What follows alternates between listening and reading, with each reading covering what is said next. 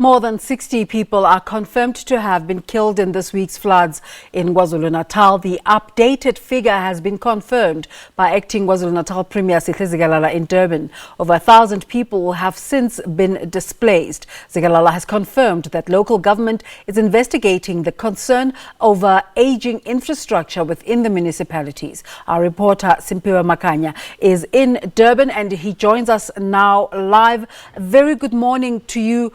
Simphiwe, what exactly did the acting premier say this morning?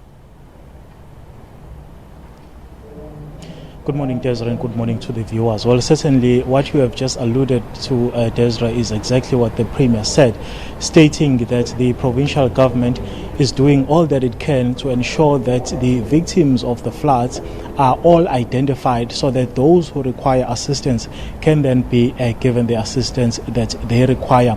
The issue of the victims, Desra, is that we've just come back from a township called Umlazi, which is south of Durban, where we saw two families which were displaced as a result of these floodings. They don't have any shelter at the moment and they don't have anything basically. And when we spoke to them, Desiree, they did say that the provincial government or the local councillor has not actually contacted them in terms of trying to get a sense of what their situation is and promising the assistance that has been provided throughout this week when the president of the country, Cyril Ramaphosa, visited the flood-stricken areas. He did promise residents that government will be pulling all the stops to ensure that all those who are affected do get the assistance that they need. In terms of the infrastructure, Desiree, it's a thorny issue. Acting Premier Sihle Zikalala saying that they don't at the moment want to shift the blame to the municipality of eThekwini,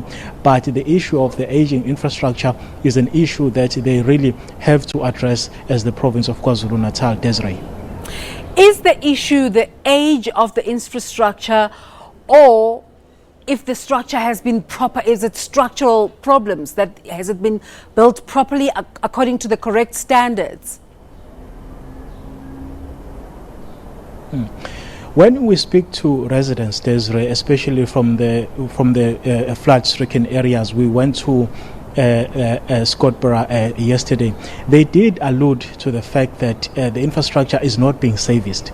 As a result, when it rains, it becomes very difficult for the water to pass through, making it almost impossible for them to drive on some of the roads. But the acting premier was at pains saying this morning that it's an issue that they are looking closely, and it's an issue that they don't want to say it was actually the cause of this tragedy which has struck the province of KwaZulu-Natal.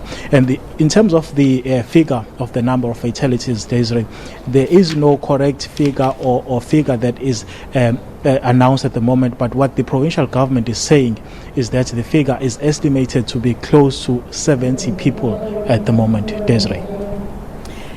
There were warnings from the South African Weather Service of more rainfall. What has been the case? At the moment, I can tell you that the situation is starting to become normal again. From where we are in Durban, we haven't seen any clouds which indicates that there might be rain. So we are expecting the weather to clear up in the coming days, Desiree. Just give us a sense of how the community is recovering from the events of the past few days. It's extremely difficult, Desiree, for those who have been affected by these floods, because when you speak to them, they say it's not just a matter of having to find means of burying their loved ones, but it's also a matter of not being able to know how they will rebuild their lives after this tragedy. Many of them are left with nothing. They don't even have your ID documents, so it's a constant struggle, and some of them, Desiree, that have been affected are being accommodated by their neighbors. But the question then is, for how long will that be the case, Desiree? There have also been concerns, especially with the president coming to KZN and all the ministers coming through. Some people saying that this tragedy, which is supposed to be responded to, is now being politicized. Is there a conversation like that going on in KZN?